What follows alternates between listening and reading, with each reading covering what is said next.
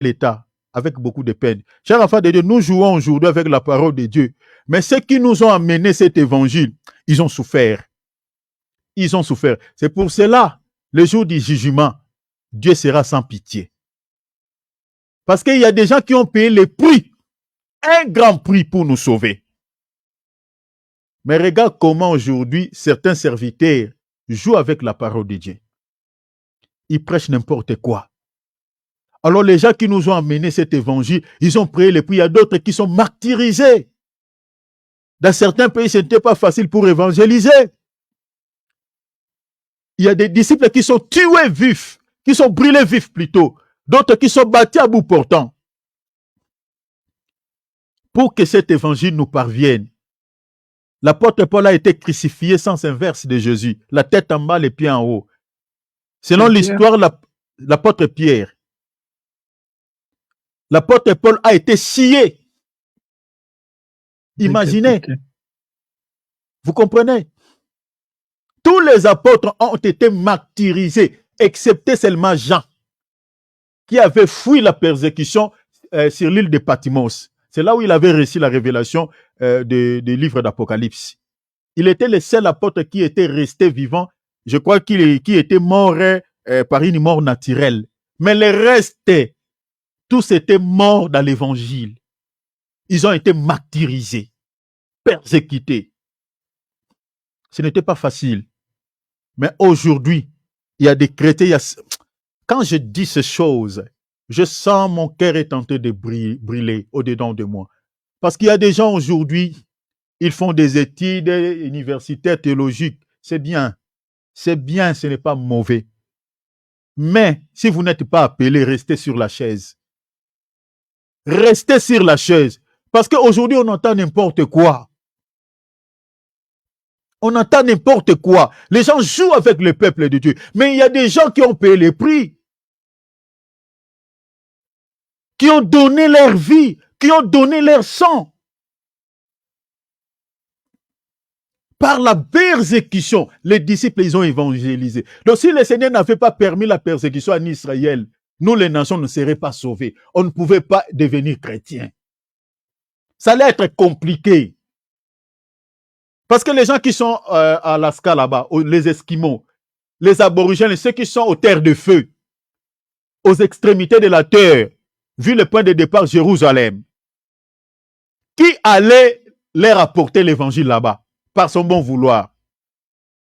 Ça allait être compliqué. Donc il a fallu que Dieu puisse créer un vent qui va booster ces peuples, qui va pousser ces peuples d'aller même dans des coins physiquement comme ça, ces peuples ne pouvaient jamais aller. Mais suite à la maltraitance, suite à la mort, ces peuples n'avaient pas le choix. Ils sont allés habiter dans des coins de la terre, physiquement personne ne peut y aller. Et en allant là-bas, c'est là où ils ont évangélisé. C'est ça la longue période que l'Israël était resté sans État plus de 2 millénaires, et c'était l'opportunité majeure pour que les non-juifs puissent entrer dans la grâce, comme l'apôtre Paul l'a dit. Après avoir accompli leur mission, le Seigneur les a ramenés au pays de leurs ancêtres. Matthieu chapitre 24, verset 11 est accompli. Cette bonne nouvelle du royaume sera prêchée partout dans le monde, ensuite viendra la fin. Vous ne voyez pas que nous sommes à la fin, n'est-ce pas? Nous sommes à la fin. Donc tel que nous sommes là, après cet évangile, le Seigneur peut revenir. Après demain, le Seigneur peut revenir. C'est-à-dire, le Seigneur revient. Quand tu pars au travail, garde ton vêtement propre. Tes vêtements propres. Garde tes vêtements propres. Ça ne sert à rien de vivre une vie d'hypocrisie. Ça ne sert à rien. Ça ne sert à rien. Le Seigneur peut revenir à tout moment. À tout moment. Nous sommes en train de partager. Regarde le temps que nous partageons la parole, le temps que nous avons consacré à Jésus.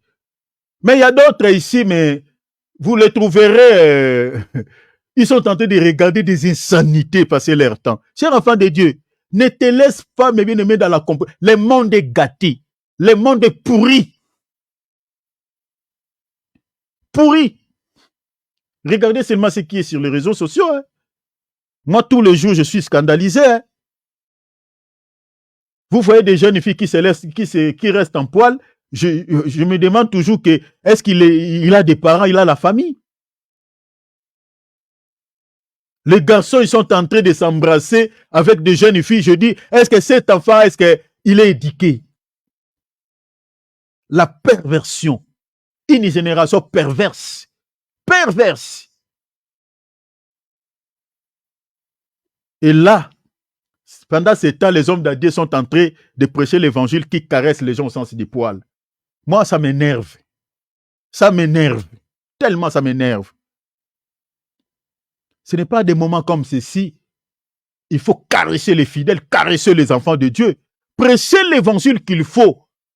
Prêcher l'évangile par rapport aux circonstances, par rapport au temps que nous sommes en train de traverser dans le monde. Regardez les engins politiques. Regardez ce qui vient de se passer aux États-Unis. Cette rencontre de tous les dirigeants du monde. Regardez leurs déclarations, leurs discours. J'ai suivi les discours presque de tous les présidents. Ils ont tous les mêmes discours. L'unité. Faire cesser des guerres. Faire cesser la haine. Faire cesser ça. Et vous pensez l'unité là dont tu le prônes, dont tu le parles, ils parlent pour parler. Ils vont faire un bloc. Un bloc. Il n'y aura plus question de frontières. Toutes les frontières que nous avons là, on va bannir ça, comme en Europe. Vous entrez à Belgique, là, si vous avez seulement votre document, vous entrez là-bas, vous sortez, tout ça, il n'y a plus de douane, tout ça. Le monde entier va devenir comme ça. Tout un bloc. Et pourquoi on est en train de faire ça? Parce que c'est lui qui viendra régner sur le monde pour pouvoir avoir une parole, parce qu'il va établir son gouvernement. Et le gouvernement qu'il mettra en place, c'est pour pouvoir mieux diriger le monde entier. Parce qu'il ne peut pas diriger le monde où il y a des conflits, où les gens sont séparés. Il faut qu'il soit uni. Un. Qu'il parle le même langage, c'est-à-dire la tour de Babel, Genèse 11. On revient là, on va revenir là. Je ne dis pas nous, parce que nous, on ne sera pas sur terre. Mais ceux qui vont rester. Parce que je ne peux pas souhaiter cela. Parce que je ne prêche pas pour prêcher là les sacrifices que je fais pour hériter les ciels. Donc les gens qui vont rater les ciels là, ils vivront la tour de Babel. À la tête sera Nimrod. Ils parleront tous un seul langage. Suivez seulement les discours, ce qui vient de se passer à l'ONU. Tous les dirigeants du monde étaient là. Un seul langage, l'unité. Ils prônent toujours l'unité. La tour de Babel. Quand ils parleront un seul langage, ils vont bâtir la tour de Babel. La tour de Babel, ça ne sera pas comme au temps de Nimrod, mais la tour de Babel ici, ils se mettront tous ensemble, ils feront un seul bloc, et à la tête sera Nimrod qui ne sera rien d'autre que l'Antichrist. Chers enfants de Dieu, en voyant tout ça là, cela ne vous dit rien. Vous pensez qu'il y a toujours le temps?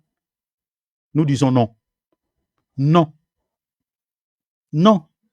Chaque chrétien doit se mettre en place, doit se préparer. Cher enfant de Dieu, comme tu te prépares pour aller, tu dois te préparer aussi sur le plan spirituel.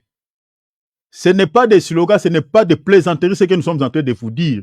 Mais retenez cela l'un des 4 matins. Ce que nous sommes en train de dire ici, ça s'accomplira. Parce que Noé était le prédicateur de la justice dans son époque. Il parlait comme nous. Hein. Il a parlé à ses gendres. Mais ces gendres n'ont pas voulu écouter. Hein. L'autre, il a parlé à ses gendres. Ces gendres n'ont pas voulu écouter. Hein. Et après, c'était quoi? C'était le jugement.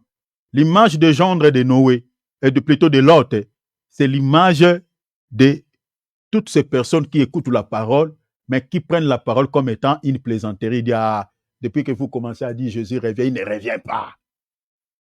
Ils pensent que le monde va continuer toujours comme ça. Mais on verra. On verra. Nous sommes en train d'avertir comme des sentinelles qu'il est minuit. Il est tout proche à la porte. Voilà tout ce qu'on avait à partager avec nous. Les autres points, je laisse.